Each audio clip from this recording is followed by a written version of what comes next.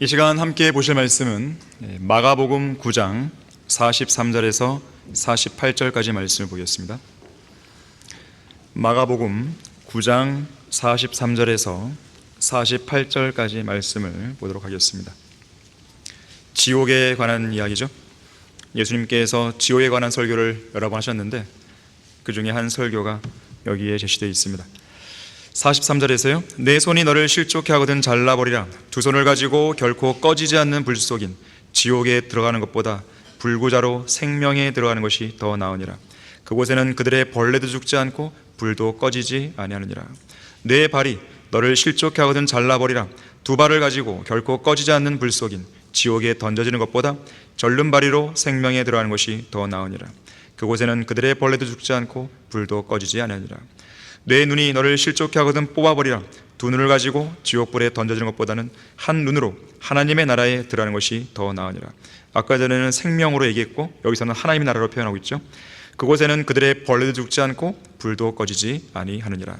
자, 말씀을 위해 다 같이 기도하겠습니다. 감사하신 아버지 하나님, 저희들에게 영과 진리로 하나님을 경배할 수 있는 귀한 특권을 주셔서 감사합니다. 우리에게 바른 성경을 허락해 주시고 이 바른 성경에 기반해서 귀한 설교를 들을 수 있는 또 좋은 계기를 마련해 주셔서 감사를 드립니다. 이 시간 저희들의 마음을 성령으로 충만케 해주십시오.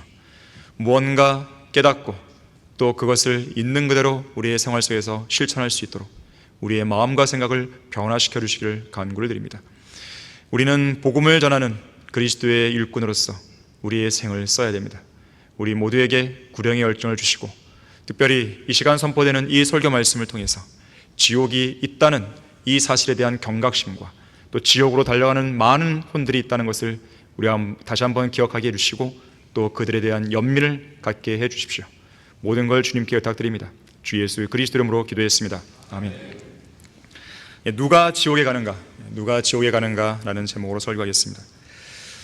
저는 2022년 1월 26일 성경침례교회 담임 목사가 된 이후로 1년에 한 번꼴로 지옥에 관한 설교를 해오고 있습니다.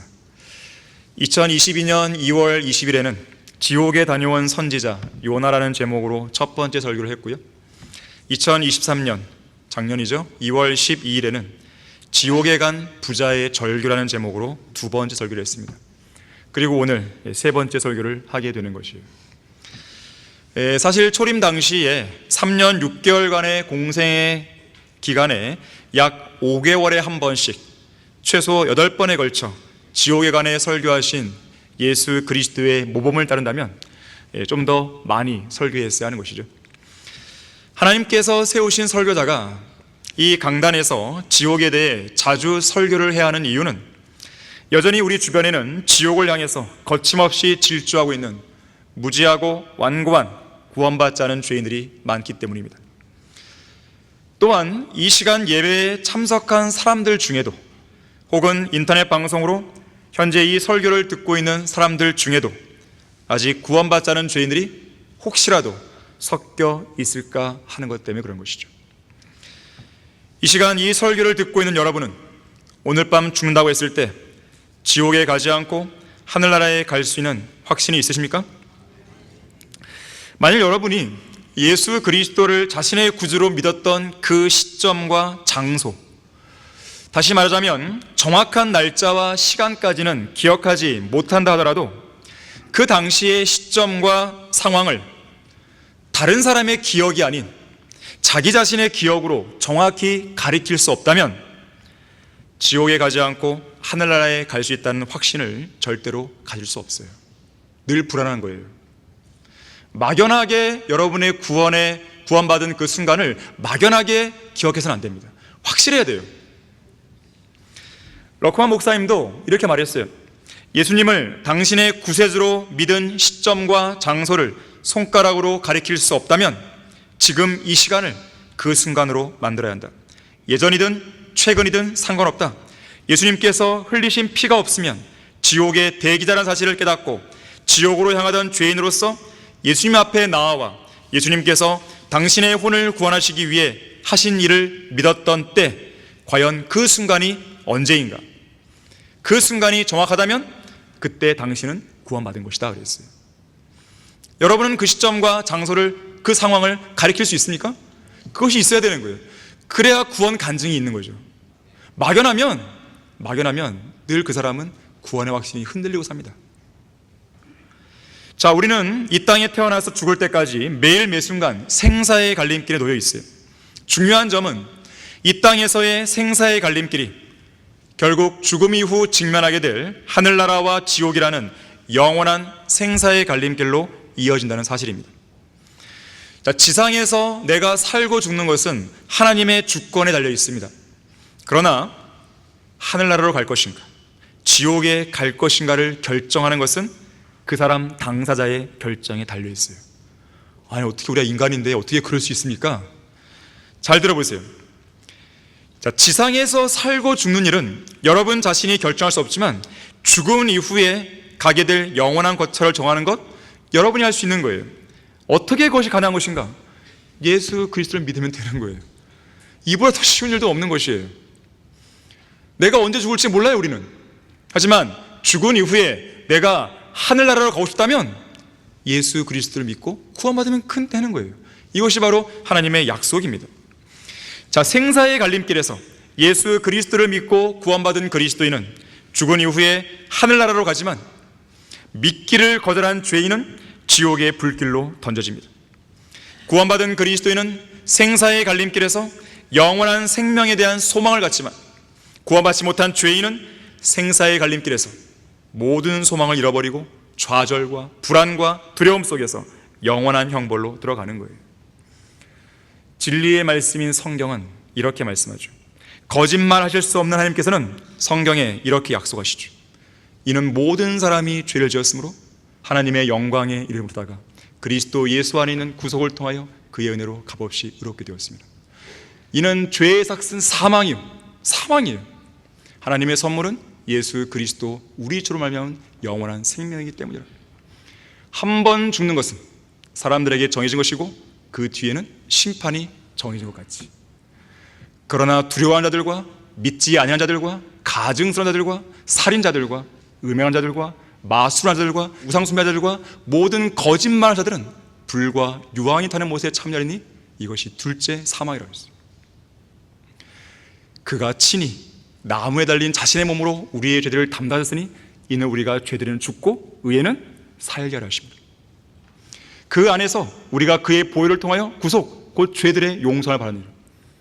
하나님께서 세상을 이처럼 사랑하셔서 그의 독생을 주셨으니 이는 그를 믿는 사람은 누구든지 멸망하지 않고 영생을 얻게 하십니다. 내가 내 입으로 주 예수를 시인하고 또 하나님께서 그를 죽은 자로부터 살리신 것을 내 마음에 믿으면 구원을 받으리라. 이는 사람이 마음으로 믿어 의에 이르고 입으로 고백하여 구원을 이르기 때문이라. 누구든지 주의 이름을 부른 자는 구원을 받으리라. 이렇게 하셨습니까? 예, 이렇게 하셨으면 구원 받은 거죠. 예, 그 이상도 그 이하도 아닌 거예요. 이렇게 믿고 했으면 구원 받은 거예요. 이것은 인류의 구원을 위한 하나님의 은혜롭고 자비로운 약속이에요. 여러분이 정직한 양심으로 스스로를 돌아봤을 때 이대로 믿고 영접했다면 구원 받은 거예요. 의심할 여지가 없는 것이죠. 자, 오늘날 설교 강단에서 지옥에 관해 엄중하게 경고하는 설교를 좀처럼 들을 수가 없어요. 물론 지옥에 대해 설교하고 싶은 사람이 어디 있겠어요. R.A. 토레이는요, 지옥에 대해 설교하면서 지옥은 고통스러운 진리라고 그랬어요. 고통스러운 진리를 이야기해야 되는데 그게 쉽겠습니까? 그런데 상대방이 듣기 싫어한다고 그래서, 상대방이 듣기에 싫어한다고 해서, 무서워한다고 그래서, 인기가 없는 주제라고 해서 지옥을 경고하지 않으면 바로 그 상대방이 백보자 심판에서 영원한 불못으로 던져지는 보다 더 고통스러운 장면을 여러분의 두 눈으로 목격해야 되는 거예요. 차라리 그것보다는 이 시간에 고통스러운 진리를 전하는 것이 훨씬 덜 고통스러운 거예요. 따지고 보면 구원받지 않은 죄인들이 불못에 던져지는 모습 보는 게 과연 즐겁겠습니까? 우리의 구원받지 않은 부모, 배우자, 자녀들, 친척들, 친구들, 직장 동료들이 불못으로 던져지는 모습을 보는 것은 매우 슬프고 매우 고통스러운 일이에요. 그런 고통스러운 현실에 직면하지 않으려면 지금 바로 지옥이라고 하는 이 고통스러운 진리를 그들에게 경고해야 되는 거예요. 우리에게는 더 이상 지체할 시간이 없어요. 많은 시간이 남아있는 게 아니에요. 자, 누가 지옥에 가는가? 첫 번째로, 지옥을 실제로 존재하는 장소로 믿지 않는 죄인들이 지옥 가는 거예요. 이런 사람들은 비유적으로 지옥을 얘기하는 거예요. D.L. 무디는 말하기를, 만일 지옥이 없다면 성경책은 다 불태워버려야 하고 많은 시간과 돈을 들여 예배당을 건축할 필요도 없으며, 또한 기존에 있던 예배당도 오락 장소로 개조해서 써야 된다 그랬어요. 지옥이 없다면. 만일 지옥이 실제로 존재하지 않거나 한낱 비유적인 장소에 불과하다면 오늘 본문에서요, 자기 자신을 죄짓게 만들고 실족하게 하는 자기 손과 자기 발을 실제로 자르고 또 자기 눈을 실제로 뽑아버리는 한이 있더라도 지옥에 가지 말라고 예수님께서 왜 강력하게 경고하시겠어요? 지옥이 없다면 왜 이런 경고가 필요하겠습니까? 예수님은 지옥에 대해서 단 한 번도 비유적으로 말씀한 적이 없어요. 농담조로 하신 적도 없습니다. A.W. 토저가 말하기를, 지옥에 대해 설교하면서 눈물을 흘리지 않는 사람은 지옥에 대해 설교할 자격이 없다 그랬어요. 예수님은 지옥을 실제하는 장소로 여기셨기 때문에 지옥에 대해 설교할 때는 언제나 진지했고 심각하셨고 엄중하셨습니다. 누가복음 16장에 나오는 부자와 나사로에 관한 설교를 할 때도 마찬가지였어요. 왜냐하면 그 설교에서 부자가 죽은 후에 지옥에 던져져 불꽃 가운데 고통받는 그 사건은 실제로 존재하는 고통의 장소에서 실제로 고통받고 있는 사건이기 때문에 그런 거예요. 예수님이 언급하신 그 부자는 실제 인물이었고, 그 부자는 지금 이 시간에도 이 땅, 곧 지구 중심에 실제로 존재하는 지옥에서 고통 속에 울부짖고 있다는 것을 기억해야 됩니다. 예수님이 부자에 관한 이야기를 하기 전에도 그랬고, 예수님께서 부자와 나사로에 관한 그 설교를 할 때도 그랬고, 그 이후로 2000년이 흘러온 지금 이 시간도 그 부자는 지금 어디 있어요? 지옥에 있는 거예요. 이게 간단한 이야기겠습니까? 실제하는 지옥은 끔찍한 장소입니다. 이곳에는 영원히 꺼지지 않는 불길이 타오르고 있어요. 성경은 그래서 지옥을 불타는 용광로다 이렇게 묘사하죠. 오늘 본문도 그곳에는, 지옥을 말하죠. 지옥에는 그 말이죠, 그들의 벌레도 죽지 않고 불도 꺼지지 않는다 그랬어요. 지옥은 고통의 장소이고 슬피 울며 이를 가는 장소예요. 지옥은 바깥 흑암으로 불리는 영원한 형벌의 장소요, 영원한 정죄의 장소입니다. 바깥 흑암. 1969년 미국 텍사스주 한 법정에서 멕시코 소년이에요. 2명이 성폭행 혐의로 판사 앞에 섰습니다. 6살짜리 여자아이를 강간하고 폭행한 이 죄질이 아주 나쁜 극악한 범죄를 저지른 것인데, 더욱이 경악스러운 것은 그 소년 중 하나는 12살이었고 다른 하나는 13살이었던 점이에요. 판사는 이들 두 소년에게 각각 30년형을 선고하며 이렇게 덧붙였습니다. 피고는 짐승보다 못한 사람으로 이 땅에 살고 있는 어떤 사람에게도 유익하지 않습니다. 당연히 우리는 피고를 이 나라에서 추방해 멕시코로 돌려보내야 합니다. 피고는 스스로 목숨을 끊어야 마땅할 만큼 죄질이 매우 나쁩니다. 우리 사회에 기생하고 있는 피고 같은 짐승들은 멸절되어야 마땅합니다.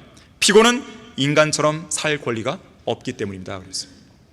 그런데 백보자 심판에서도 이와 비슷한 형태의 판결문이 선고될 것입니다. 온 땅의 심판자이신 하나님께서는 요한계시록 22장 15절에서 개들이라 그랬어요. 개들과 마술사들과 음행자들과 살인자들과 우상 숭배자들과 누구든지 거짓말을 즐겨 행하는 자는 모두 다 바깥에 있으리라 그랬어요. 바깥 흑암을 말한 것이죠. 자, 그렇게 말씀하시면서 구원받지 않은 죄인들을 개들 내지는 개만도 못한 자들로 취급할 것이기 때문에 그렇습니다. 주님께서는 백보라 심판에서 그들을 향해 이렇게 선고하실 것이에요. 어린 양의 생명책에 이름이 기록되지 않은 너는 짐승보다 못한 존재로 어느 누구에게도 유익을 주지 못한다. 짐승보다 못한 너는 나의 왕국으로 들어올 수 없다. 너는 추방이다. 너는 영원히 고통받아야 할 만큼 죄질이 매우 나쁘다. 나는 너가 필요 없다. 내 어머니도 내 아버지도 내가 필요하지 않다. 내 형에게도 동생에게도 아내에게도 가족에게도 그 누구에게도 너 마찬가지다. 너는 한낱 짐승에 불과하다. 그러니 여기서 나가 바깥에 있으라. 바깥 흑암 곧 영원한 고통과 영원한 정죄의 장소에서 영원히 울며 이를 갈고 있으라. 여기서 당장 나가라. 당장 저 극악한 죄인을 바깥 흑암으로 추방시켜라. 이것이 그들을 향한, 예수 그리스도를 믿지 않은 그 죄인을 향한 최종 선고문이 될 것이에요. 특히 오늘 본문에서는요, 바깥 흑암으로 추방되는 이 짐승보다 못한 이 죄인을 벌레 취급하죠. 그곳에는 그들의 벌레도 죽지 않고 불도 꺼지지 않으니라. 지금까지 제가 말씀드린 내용은 문자 그대로의 내용이에요. 무슨 비유가 아닙니다. 한 번은 러커만 목사님이 밥존스 대학교에서 공부하던 시절 찰스 브로크셔 박사의 수업을 들은 적이 있다고 합니다. 이 브로크셔 박사는 약 8개 국어를 구사할 줄 아는 사람이었어요. 칼빈주의 5대 강령을 믿는 극단적인 칼빈주의자였습니다. 언젠가 한 수업에서 브로크셔 박사가 누가복음 16장에 부자와 나사로에 관한 이 설교를 이야기하면서 이렇게 말했다 그래요. 잘 들어보세요. 자, 부자와 나사로에 관한 이야기는 비유가 아니죠. 그런데 보세요. 이 사람이 말하는 거예요. 다이비즈와 나사로의 비유에서 이렇게 말했어요. 그때 럭한 목사님이 손을 들고 이렇게 물었다 그래요. 다이비즈가 누군가요? 본문에는 다이비즈가 안 나오는데요. 이 박사는 대답합니다. 다이비즈는 말이야 부자의 라틴어식 이름이라네. 참고로요, 이 다이비즈라는 이름은요 로마 카톨릭에서 만들어낸 이름이에요. 제멋대로 익명의 부자를 가리켜 고유 명사처럼 쓰는 이름입니다. 그러면서 이 박사는 계속 말합니다. 자, 다이비즈와 나사로의 비유에서. 그러자 럭하 목사님이 또 손을 들었어요. 박사님, 비유가 아닌데 왜 계속해서 비유라고 말씀하신 겁니까? 그러자 브로크션 박사는 러커만 목사님에게 되묻습니다. 왜 자네는 비유가 아니라고 생각하는 건가? 그거는요, 예수님께서 그것을 비유라고 말씀하지 않았기 때문입니다. 비유를 말씀하실 때면 이런 비유를 말씀하시더라 라든지 비유로 말씀하시기를 이라든지 그런 식으로 말씀하기 때문입니다. 그런데 누가복음 16장에서는 그런 말들로 시작하고 있지 않습니다. 그러자 이 브로크셔 박사는 신경질적으로 헛기침하는가 싶더니 갑자기 책상 위에 있는 애꿎은 서류들을 정돈하면서 이렇게 말했다고 합니다. 이 내용은 비유야. 그냥 그렇게 알아. 이 억지스러운 말에 럭하 목사님은 다시 물었어요. 그렇다면 왜 선지자 에스겔은 백성들이 지옥에 관한 실제적인 진리, 문자적인 진리를 그저 비유라고 말하게 될 것이라고 하는 것입니까? 이 질문에 당황했는지 브로크션 박사는 2살 배기 철없는 아이처럼 책상 밑으로 발을 동동 구르며 이렇게 소리를 질렀다고 그래요. 러크만 군, 도대체 그게 무슨 말인가? 그러자 러크만 목사님이 말합니다. 에스겔 20장 47절 48절에서 선지자 에스겔이 지옥에 관해 설교했을 때 백성들은 아, 주 하나님이여, 그는, 에스겔을 말합니다, 비유를 말하지 아니하는가 한다고 말했습니다. 자, 우리 이해를 좀 돕기 위해서요, 에스겔 20장 한번 보겠습니다. 도대체 이게 무슨 말인가 생각하신다면 브로크션 박사와 똑같은 게 되는 거예요. 아, 그 말은 저 알아요, 이래야 되는 것이에요, 여러분들. 자, 에스겔 20장 47절 보시면요, 아, 이런 말씀까지 성경에 있었는가? 그러면 안 됩니다. 어떤 구절을 펼치더라도 익숙한 구절 되셔야 돼요. 남쪽의 살림에게 말하기를, 20장 47절입니다. 주의 말씀을 들으라. 주 하나님이 이같이 말하노라. 보라, 내가 뇌 안에 불을 붙이리니 그러면 그 불이 뇌 안에 있는 모든 푸른 나무와 모든 마른 나무를 삼킬 것이요, 타오르는 불꽃은 꺼지지 않을 것이며 남쪽으로부터 북쪽에 이르는 모든 얼굴이 그 안에서 태워지리라. 지금 사람들이 불타는 지옥을 말하고 있는 것이거든요.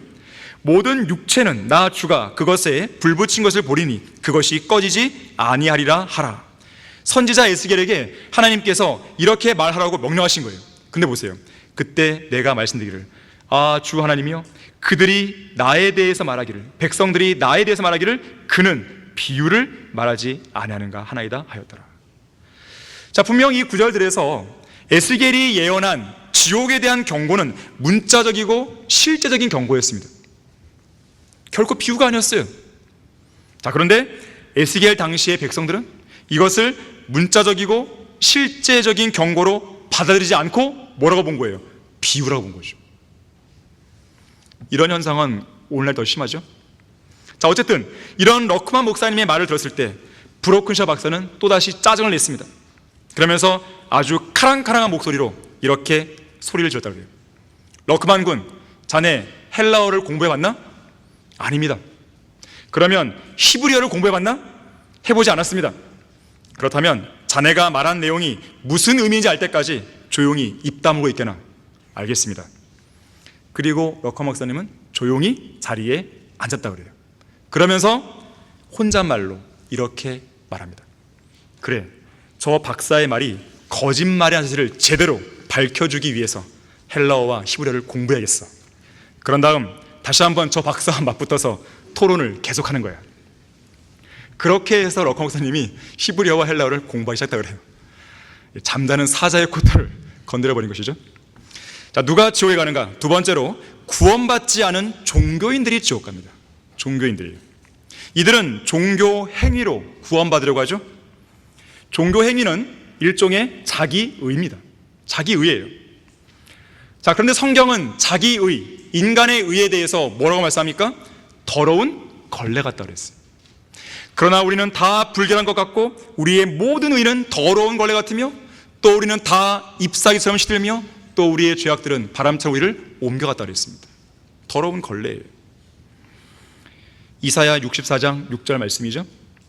자, 거룩하신 하나님 앞에서 더러운 걸레를 걸치고 있으면 안 됩니다. 더러운 걸레를 흔들면서 나의 의를 받아주라고 난동을 부리면 안 돼요. 그런 인간의 의는 역겨운 악취만 풍길 뿐입니다. 심지어 지옥에서 올라오는 유황 냄새, 썩은 계란 냄새를 풍기기까지 하는 거예요. 그런 냄새나는 역겨운 종교인들을 향해서 이사야 1장 6절은 이렇게 경고합니다. 발바닥에서 머리끝까지 그 어느 곳도 성한 데가 없고 다만 상처와 상한 곳과 골문 자국뿐이요 그것들은 봉합되거나 싸매지거나 향유를 발라 유연하게 되지도 못하였다 그랬어요. 영락없이 병상에 누워있는 신세죠. 꼼짝 않고 누워 지내야만 하는 환자의 신세죠. 그들의 벌레, 곧 붉은 구더기가 그들의 골마 터진 헌대를 파고들어 그들의 살이 조금씩 문드러지고 또 문드러지고 악취를 풍기는데도 그들을 돌봐줄 의사가 없는 거예요. 예수 그리스도를 믿었으면 제대로 된 의사를 발견한 것인데 예수 그리스도를 거부하고 계속 자기 의만 고집하니까요, 그들을 돌봐줄 의사를 만나지 못하는 거예요. 더욱이 치료할 약도 없는 그런 신세가 된 것이죠. 그러니까 지옥 가는 것입니다. 이성호 목사님은 이렇게 말씀하신 적이 있어요. 세상에서 흉악한 죄를 지으면 감옥에 보내 격리시킵니다. 인간이 사는 곳에는 거짓 종교와 싸움과 쓰레기가 있습니다. 하나님께서 인간이 생존하는 곳에는 이 세 가지가 있다는 사실을 아시기에 지구를 우주의 모든 행성 가운데서 따로 떨어뜨려 놓아 오염을 막으셨습니다. 지구에만 딱 국한시킨 거예요. 다른 데에 인류가 뻗어나지 못하도록 막으신 거죠. 다른 곳에 생명체가 있는 게 아니에요. 지구 안에만 딱 가둬두신 거예요. 아무리 아름답고 좋은 환경이라 해도 지구에는 낙원이 없습니다. 가짜 종교, 가짜 교회는 누가 만드는 것입니까? 사탄입니다. 갈등과 싸움은 누가 만드는 것입니까? 마귀의 자식들입니다. 쓰레기는 누가 만듭니까? 인간이 더럽기 때문에 쓰레기가 나오는 것입니다. 하나님께서는 인간의 의마저도 더러운 걸레와 같다고 하셨습니다. 성경적인 참된 기독교를 제외한 세상의 모든 종교들은 죄인들을 미혹하고 속이고 지옥으로 보내기 위해 사탄이 세상에 내놓은 미끼 상품들에 불과합니다. 미끼 상품이에요. 그래서 사탄이 관장하는 세상 종교들에 미혹되어 그러한 종교를 맹목적으로 믿고 따라가는 사람들은 지옥으로 가는 고속 열차를 타게 되는 거예요. 하지만 그들은 자기들이 그런 지옥행 열차를 타고 있다는 걸 모르는 거예요. 이게 더 심각한 문제죠. 그들은 종착지인 지옥의 문턱에 가서야 그 사실을 깨닫지만 너무 늦은 거죠. 세상 종교는 절대로 인류를 구원할 수 없습니다. 수고하고 무거운 짐진 자들아 다 내게로 오라. 그러면 내가 너에게 쉼을 주리라. 이 말씀은 예수님이 하셨어요. 세상 종교는 예수님처럼 이런 초청을 할 수 없습니다. 쉼을 줄 수 없어요. 우리의 구주이신 예수 그리스도만이 수고하고 무거운 짐을 지고 있는 죄인에게 참된 쉼을 줄 수 있는 유일한 분이에요. 이 세상에 인생의 수고와 무거운 짐이 없는 사람들이 있겠습니까? 다 있겠죠. 이곳 지구상에 살고 있는 80억 명의 사람들 중에 수고하고 무거운 짐자들이 얼마나 많은지 모릅니다. 또한 그들이 얼마나 쉼을 얻으려고 애타게 갈망하고 있는지 여러분 알고 계십니까? 그들은 참된 쉼을 찾기 위해서 이렇게도 해보고 저렇게도 해보고 그야말로 아등바등되고 있는 거예요. 그런데 이렇다 할 쉼을 얻지 못하죠. 예수님은 그런 죄인들 향해서 말씀하시는 거예요. 수고하고 무거운 짐진 자들아 다 내게로 오라. 그러면 내가 너에게 쉼을 주리라. 정말로 이 구절을 묵상하면 묵상할수록, 이 구절을 깊이 생각하면 생각할수록 얼마나 우리에게 큰 위로가 되는지 몰라요. 얼마나 대단한 말씀인지 모릅니다. 과연 이 세상에서 어느 누가, 어떠한 종교 창시자가, 어떠한 종교 또는 정치 지도자가 이런 말을 할 수 있단 말이에요. 못합니다. 그들은. 그리스도인의 신앙이 뭐예요? 예수님께서 십자가에 흘리신 보혈로 완성해 놓으신 그 일을 믿음으로 시작되는 거죠. 따라서 그 모든 짐을 들고 예수님께 나아가기만 하면 되는 거예요. 주님께서는 그 수고와 무거운 짐을 어딘가에 먼저 처리한 다음에 와, 그렇게 안 했습니다. 갖고 나오라 했죠. 있는 그대로 나와서 십자가 밑에서 믿음으로 쉬기만 하면 돼. 그거면 되는 거야. 주님 십자가 밑에 나 쉬기 원하네요. 저 햇빛 심이 쬐이고 짐이 무거워. 이 광야 같은 세상에 늘 방황할 때 주 십자가 그늘 밑에 내 쉴 곳 찾았네. 하지만 사탄이 만들어낸 세상 종교들은 인생의 수고와 무거운 짐을 각자 알아서 처리하라든지, 아니면 인생은 어쩔 수 없는 것이니 그 짐을 계속 지고 살라든지 하면서 고행이나 종교적으로 짊어져야 할 그 짐을 더 많이 얹어주어서 더 무겁게 만들어버리죠. 이게 세상 종교예요. 자유가 없어요. 마호메트, 인간의 혼에 쉼과 안식을 줄 수 없어요. 마호메트는 글을 읽을 줄 모르는 문맹자였습니다. 자신의 정욕을 통제하지 못하는 상습적인 간음자였어요. 악질적인 거짓말쟁이였고 잔인한 살인마였습니다. 석가모니, 그는 가족들을 버려둔 채 오직 나무아미탑을 관세음보살 주문이나 외우고 수행이나 일삼으며 평생을 남의 돈이나 축내면서 땀 흘려 일한 적이 전혀 없이 게으르기만 살았던 사람이었어요. 그러한 석가모니도 생로병사로 가득 찬 인생에서 아무도 건져주지 못했습니다. 진정한 쉼이나 안식도, 그 어떤 소망도 주지 못했어요. 그런데 왜 그런 자들을 따라가냐 이거예요, 도대체.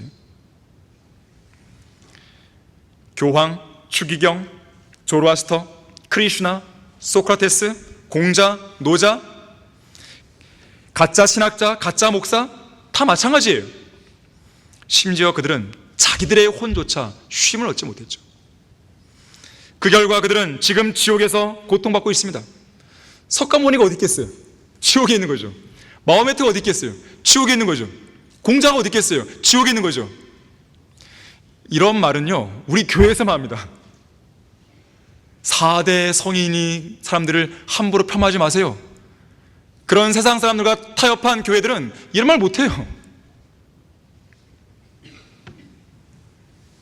그들은요, 자기 자신을 포함해서 어느 누구의 죄도 처리해 주지 못했어요. 결국 자기들의 죄 때문에 지옥 간 거죠. 요한계시록 14장 11절에서 이러한 자들과 관련해서 이렇게 말합니다. 그 고통의 연기가 영원 무궁토록 올라가리라. 그 짐승과 그의 형상에게 경배하고 그의 이름의 표를 받는 자는 누구든지 밤낮 쉼을 얻지 못하리라. 지금 지옥에 가 있는 그런 종교 창시자들은 쉼을 얻지 못하고 있는 거예요. 사탄이 관장하는 세상 종교만 그런 게 아닙니다. 이 세상 기독교계 안에도 성경대로 믿지 않는 기독교 종파들이 부지기수예요. 그들 기독교 종파들을 잘못 믿고 따라가다 보면 결국 지옥으로 떨어지는 것은 매한가지입니다. 정신 차려야 돼요. 특히 우리나라는 병개된 성경과 사회복음의 기반 위에서 한국식 기독교를 형성했고, 각종 종파들이 함께 연대해서 에큐메니컬 전선을 형성한 기독교 왕국을 내세워서 수많은 사람들을 데리고 종교 놀이나 하고 있는 것입니다. 그 사람의 구원에 대해서 관심을 안 두는 거예요. 구원받든 구원받지 않든 관심을 안 둡니다. 관심을 두는 사람들이 있다 하더라도 제대로 된 복음을 전할 줄 모르는 거예요. 일반 기독교계에서 제대로 된 복음을 전하는 사람은 극소수입니다. 극소수예요. 거리에서 설교하다가 이 교회에 다니는 사람들을 만나보잖아요. 그럼 10명 중 9명은요 구원받지 않았거나 구원의 확신이 없는 사람들이에요. 이건 제가 실제로 경험에 의한 통계입니다. 그들 단순히 폄하하고자 하는 얘기가 아니에요. 현실을 말하는 거예요. 팩트를 말하는 것입니다. 그들은 정신을 차려야 되는 것이에요. 자기 교인들조차 구량하지 못하는 목사가 목사겠어요? 당장 강단에 내려와야죠.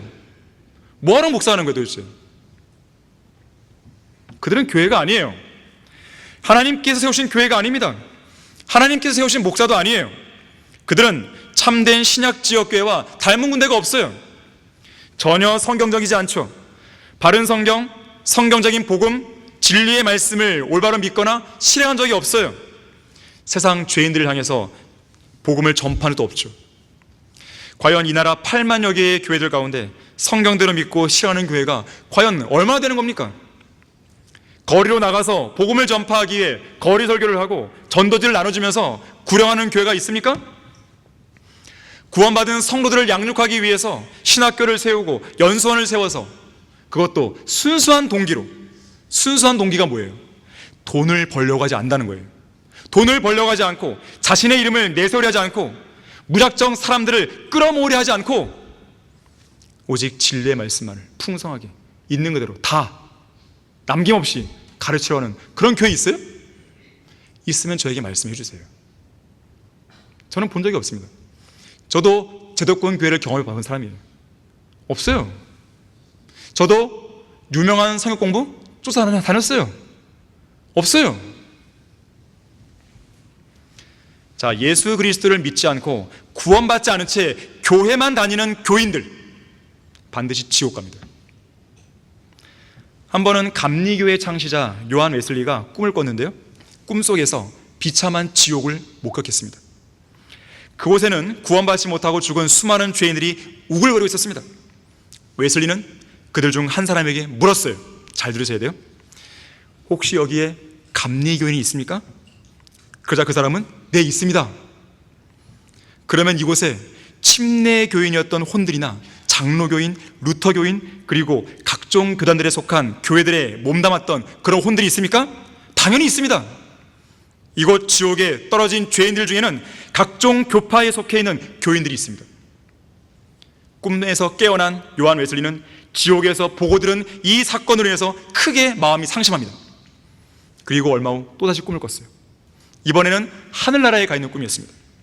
웨슬리는 그곳에서 수많은 성도들이 기쁨과 복락 속에 살고 있는 것을 보고 그곳에 있는 한 천사에게 지옥에서 물었던 것과 똑같은 질문을 던집니다. 이곳에 감리교인이 있습니까? 아니요, 없습니다. 그럼 이곳에 침례교인이었던 혼들이나 장로교인, 루터교인, 그리고 각종 교단들에 속한 교회들에 몸담았던 혼들이 있습니까? 없습니다. 그러자 웨슬리는 근심하면서 천사에게 다시 물어요. 그렇다면 이곳에서 이처럼 복된 삶을 누리며 살고 있는 사람은 도대체 누굽니까? 그러자 천사가 말합니다. 이들은 교인들이 아니라 어린 양이신 예수 그리스도의 피로 구속받은 성도들입니다. 그랬어요. 교인들? 그 사람은 구원받지 않은 사람들이에요. 종교인이에요, 종교인. 지옥 가는 것이죠. 누가 지옥에 가는가? 세 번째로요, 지옥까지 다녀오신 예수 그리스도를 거부한 죄인들이 지옥 가는 거예요. 제가 두 가지 사례를 말씀드릴 텐데요, 미국의 심장 혈관 질환 내과 전문의이자 응급소생술의 국제적인 권위자 모리스 롤링스 박사가 쓴 지옥에 다녀온 사람들이라는 그 책에 여러 가지 신뢰가 있는데 그 중에 두 가지만 말씀드릴게요.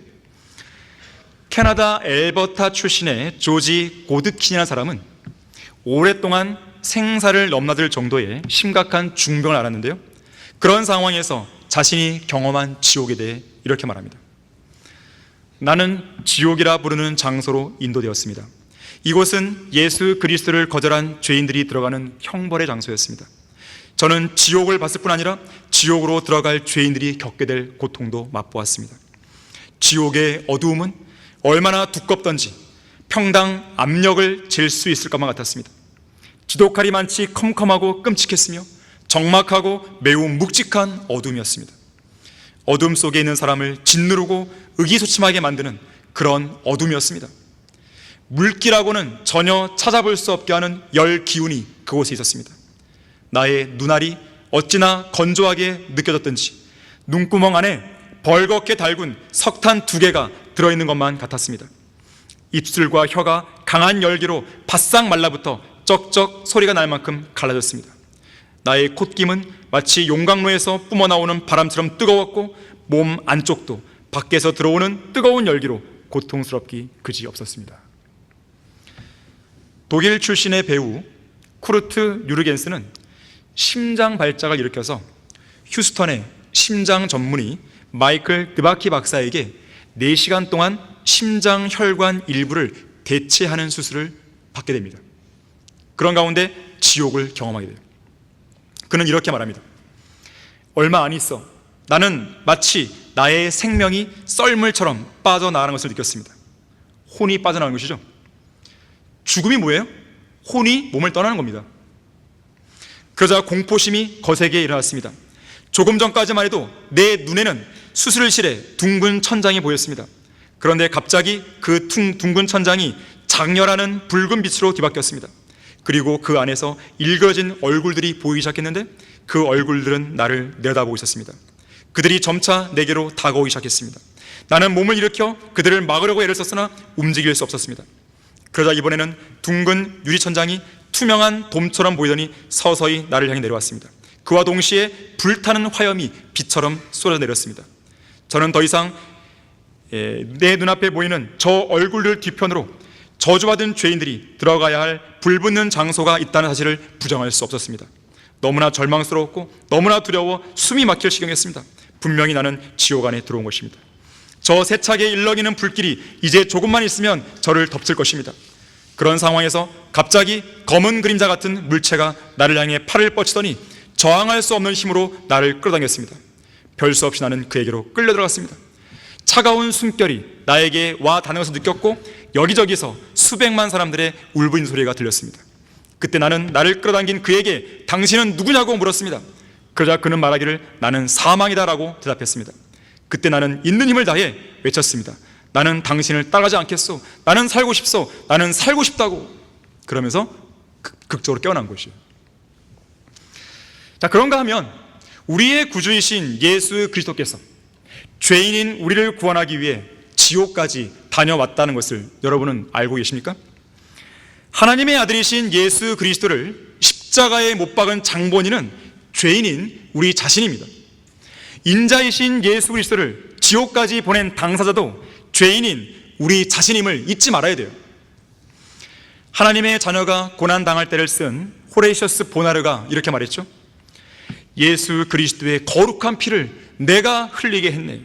내가 그분을 나무에 못 박았네. 내가 하나님의 그리스도를 십자가에 못 박았고 그분을 모욕하는 일에 나도 참여했다네. 제가 주일학교 다녔을 때에 그때 당시에 담임 목사가 이 주일학교 아이들한테 물었어요. 예수님께서는 피를 흘리셨는데 예수님께서는 얼마만큼의 피를 흘렸을까? 그 질문이었어요. 여러분이라면 뭐라고 답변했을 것 같습니까? 당연히 그 질문의 의도는 온 인류를 위해서, 인류의 모든 죄를 위해 흘렸습니다. 아마 그 의도였을 것이에요. 그때 제가 손을 들고 말했습니다. 저의 죄만큼 흘렸다고. 이건 진리예요. 나의 죄가 얼마만큼 큰 죄이든지 그 죄를 다 덮고 남을 만큼의 피를 예수님이 흘리신 거죠. 그건 저만의 간증이 아닙니다. 여러분과 똑같은 간증이에요. 이거는 고린도후서 5장 21절에서는 하나님께서 죄를 알지도 못하는 그를 우리를 위하여 죄로 삼았다고 했어요. 갈라디아서 3장 13절은 그리스도께서 우리를 위하여 저주가 됐다고 했습니다. 우리를 위해서 죄와 저주가 된 거예요. 그 우리라는 단어에 여러분의 이름을 넣어보라 이거예요. 나 박순용을 위해서 예수님은 죄가 되셨고 저주가 되신 거예요. 초림 당시에 뜨거운 태양 아래 물 한 방울조차 마시지 못하고 십자가에 매달린 채로 찢어지고 터진 상처마다 많은 피를 쏟아내신 예수님께서는 극심한 갈증을 느꼈습니다. 또한 뼈들은 어그러져 팔과 어깨가 탈골되었고 심장 근육은 깊은 상처를 입었고 고열의 근육 경련과 근육 파열이 심하게 일어났습니다. 6시간 이상 지속되는 출혈로 피의 부족에 따른 극도의 탈수 증상까지 보였어요. 마지막 숨을 거두시기 직전에는 그런 극심한 고통을 견뎌낼 만한 어떤 기력도 남아있지 않았습니다. 그때 예수님은 부르짖습니다. 목 마르도다. 시편 22편 15절에서는 내 기력이 질그릇 조각같이 말랐으며 내 혀는 이틀에 붙었나이다. 또 주께서 나를 사망의 진토 속에 두셨나이다. 예수 그리스도에 관한 예언입니다. 시편 69편 3절도 내가 부르짖음으로 지쳐서 내 목이 말랐고 내가 하나님을 기다리는 동안 내 눈은 힘을 잃었나이다. 그야말로 예수님은 십자가에 달리신 매 순간순간 인간의 한계를 넘어서는 극심한 고통에 시달려야 했던 것입니다. 이렇듯 십자가에 달리신 예수님은 고통 중에 뜨거워하셨고 고통 중에 목말라신 거예요. 자, 이것은 구약시대에 성막의 번제단 위에서 제물이 불태워졌던 것처럼 십자가의 제단 위에서 우리의 구속을 위한 온전한 번제물이자 화목제물이신 예수님께서 불에 태워지는 고통을 당했음을 보여주는 거예요. 그야말로 예수님은 우리 죄인들을 대신해서 죄와 저주가 되시어 영원한 불의 형벌을 받으신 거예요. 누가복음 16장 24절에서는 불타는 지옥에서 부자가 이렇게 말하죠. 아버지 아브라함이여, 저를 불쌍히 여기셔서 나사로를 보내시오. 그가 자기 손가락 끝에 물을 적셔 내 혀를 식히게 하소서. 내가 이 불꽃 가운데서 고통을 받고 있나이다. 부자가 절규를 하는 거예요. 자, 예수님께서는 십자가 위에서 바로 그러한 고통을 경험하신 거예요. 그런데 그뿐 아니라 예수님은 실제로 지옥까지 다녀오셨던 것이죠. 자, 그러한 근거 구절이 있는 것인가? 우리 다 같이 사도행전 2장 30절 31절을 보겠습니다. 사도행전 2장 30절 31절을 보시면, 그러므로 그가, 여기서의 그는 다윗을 말합니다.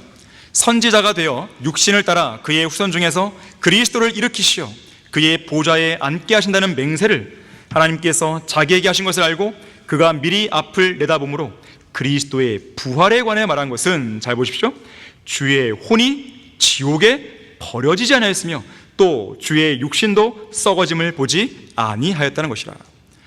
자, 분명히 주의 혼이 지옥에 버려지지 아니했다 그랬지 주의 혼이 지옥에 들어가지 않았다 이렇게 안 했어요. 심지어 주의 육신도 썩어짐을 보지 않은 거죠. 죽은 지 3일 만에 다시 살아나신 거예요.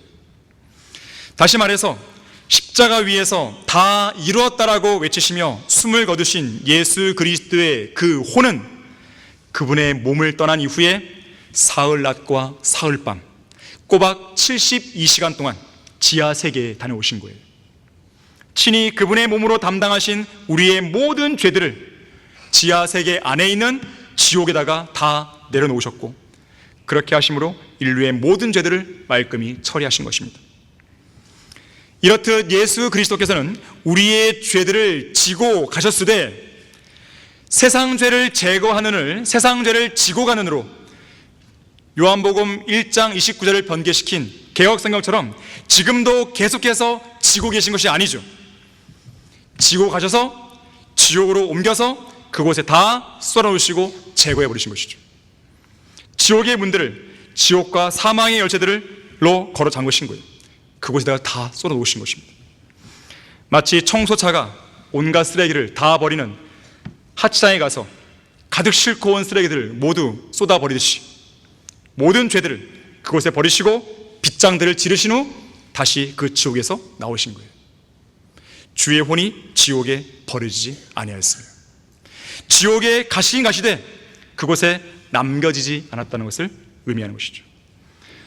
하지만 사람들은 예수님이 지옥에 다녀오셨다는 이 교리를 달가워하지 않습니다. 그래서 제도권 교회 사람들은요, 매 주일 예배 때마다 주문처럼 헛되이 반복하는 사도신경에서조차 그 내용을 삭제해버렸어요. 원래 사도신경에도요, 예수님이 지옥에 내려가셨다는 내용이 나와 있어요. 그런데 이들이 못 믿으니까 그냥 지워버린 거예요. 그들이 그렇게 애지중지하는 사도신경에서조차 없애버린 거예요. 만일에 그들의 주장대로 예수님이 지옥에 다녀온 게 아니라면 그들은 다음과 같은 질문에 답변할 수가 없어요. 이를테면 이런 거예요. 성경은 예수 그리스도께서 친히 나무에 달린 자신의 몸으로 우리의 죄들을 담당하시고 그 몸에 우리의 죄들을 지셔서 스스로 죄와 저주가 되었다고 했는데, 그렇다면 주님께서는 십자가 위에서 죽었을 때 그 몸으로 담당한 그 죄들을 어디에서 어떻게 처리했냐 이거예요. 여전히 그분의 몸 위에 있는 거예요? 아니면 어딘가에 버려두고 온 거예요? 답은 분명한 거죠. 예수님은 지옥까지 가신 거예요. 누구를 위해서요? 우리예요, 우리. 결론적으로요, 프랑스의 철학자 볼테르는 구원받지 않은 죄인이었습니다. 침대 옆에서 볼테르의 마지막 임종을 지켜본 간호사가 이렇게 말합니다. 세상에 있는 돈을 다 준다 해도 볼테르 같은 그런 불신자가 죽는 모습을 다시는 보고 싶지 않아요. 그는 침대 위를 구르면서 욕을 하고 비명을 지르며 이렇게 말했어요. 아, 이렇게 비참할 수가. 나는 완전히 실패작이야. 나는 태어나지 말았어야 했어. 자, 이것이 바로 예수 그리스도를 믿지 않은 모든 죄인들의 비참한 최후입니다. 우리가 예수를 믿고 구원받은 이유는 너무나 단순하고 분명하죠. 영원한 불못에서 영원한 고통을 받지 않기 위해서입니다. 그렇게 하지 않을 수 있는 유일한 방법은 예수 그리스도의 피밖에 없어요. 예수 그리스도의 피가 우리의 더러운 죄들을 다 제거하지 않는다면 우리 역시 불못의 영원한 심판을 피할 수 없을 것입니다. 여러분에게 진지하게 묻는 거예요. 여러분은 구원받았습니까? 자신이 언제 어떻게 구원받았는지 성경적으로 정확하게 말할 수 없는 모든 사람들은 모두 가짜들이에요. 정직하셔야 돼요. 누구 앞에서? 하나님 앞에서. 다른 사람들 볼 필요가 없어요. 너희가 믿음 안에 있는지 너희 자신을 시험하고 스스로 입증하라. 예수 그리스도께서 너희 안에 계신 것을 스스로 알지 못하느냐. 그렇지 못하면 너희는 버림받은 자들이라 그랬어요. 지금까지 죽어간 수많은 죄인들이 이곳 고통의 장소에서 지금도 살려달라고 고통 속에 울부짖고 있습니다. 하지만 그들에게는 더 이상의 일말의 기회가 주어지지 않아요. 기회가 있다면 목숨이 붙어있는 이 시간이죠. 사람은 언제 죽을지 모르기 때문에 이 시간에 예수 그리스도를 믿고 구원받으면 되는 거예요. 저는 1982년 초등학교 1학년 때 주일학교 교사, 제가 한 독립침례교회, 믿음 침례교회라고요, 독립침례교회 다녔었는데, 그때의 주일학교 시간에 한 주일학교 교사가 복음을 전해줬어요. 예수 그리스도께서 우리의 죄 때문에 십자가에 피를 주시고 다시 살아나신 사실, 이 사실을 전해줬습니다. 그리고 그 사실을 믿으면 구원받을 수 있다고. 구원받기 원하는 학생이 있어요? 라고 손들었어요. 그때 저도 손들었죠. 그리고 예수 그리스도 믿고 영접한 거예요. 아직도 기억나는 것은요, 그날 집으로 돌아오는 길에 하늘을 쳐다보면서요, 나도 이제 죽으면 하늘을 가겠구나, 그렇게 생각했던 그 기억이 아직도 또렷하게 남아 있습니다. 여러분에게도 그게 있냐 이거예요. 그게 중요한 부분이에요. 이런 시가 있습니다. 이 시는 저를 위한 시예요. 뿐만 아니라 예수 그리스도의 피로 모든 죄값 지불된 우리 모든 그리스도인을 위한 시입니다. 들어보십시오. 지상에는 시간이 있고 하늘의 책에는 오래된 계산서가 있다네. 아직 용서받지 못한 죄와 더불어 내 이름이 제일 위에 있고 다른 이름들은 아래에 있다네. 그러나 나는 장부 정리자에게 가서 오래전에 계산을 끝냈다네. 오래된 계산서는 방대하고 날마다 늘어난다네. 왜냐하면 나는 늘 죄를 지으며 한 번도 갚으려고 한 적이 없기 때문이네. 저 앞을 내다봤을 때 재난이 다가오는 것을 봤도다. 그러나 나의 계산은 끝났네. 오래전에 계산이 끝났네. 오래전에 더러운 옛 계산서는 오래전에 정리가 되었다네. 현재의 기록은 깨끗하다네. 그가 나의 죄를 씻어주었기에 그로 인해 옛 계산서는 오래전에 청산되었다네. 어쩌면 오늘 이 시간이 이 자리에 구원받지 않은 채 혹시라도 앉아 있을지 모를 죄인들에게는 마지막 기회일지 모르겠습니다. 절대로 백보자 심판에서 더러운 걸레 같은 자기 의를 걸치고 하나님 앞에 나타나 저주받는 그런 일이 없기를 바라는 거예요.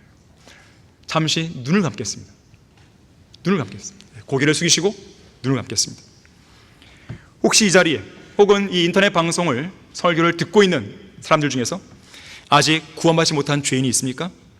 죽음이 두려운 죄인이 있습니까? 죽은 이후에 지옥에 가진 않을까 염려되는 죄인이 있습니까? 내가 언제 구원받았는지 그 시점과 장소를 확실하게 가리킬 수 없는 그런 죄인이 있습니까? 그렇다면 이 시간 예수 그리스도를 믿고 영접하면 됩니다. 간단해요. 단순해요. 쉬운 일이에요. 어려운 일이 아닙니다. 자기 자신이 지옥에 갈 수밖에 없는 죄인임을 하나님 앞에서 정직하게 시인하시고 그 죄를 제거하기 위하여 용서하기 위하여 십자가에서 피 흘려 죽으신 예수 그리스도, 그리고 우리를 의롭게 하시기 위하여 부활하신 예수 그리스도를 마음에 믿으면 됩니다. 자, 그렇게 하길 원하는 분이 계십니까? 여기 있는 안 되는 사람들 중에서 그렇게 하길 원하는 분이 계십니까? 있다면 이 시간 제가 기도할 때 같이 영접 기도하면 되겠습니다. 하나님, 저는 죄인입니다. 지금 죽으면 지옥에 갈 수밖에 없는 더러운 죄인입니다. 그러나 예수 그리스도께서 저의 죄를 제거하기 위하여 십자가에서 피를 흘려 죽으시고 다시 살아나셨음을 제 마음속에 믿겠습니다. 제 안에 들어오셔서 저를 구원해 주십시오. 구원해 주셔서 감사합니다. 주 예수 그리스도 이름으로 기도했습니다. 아멘.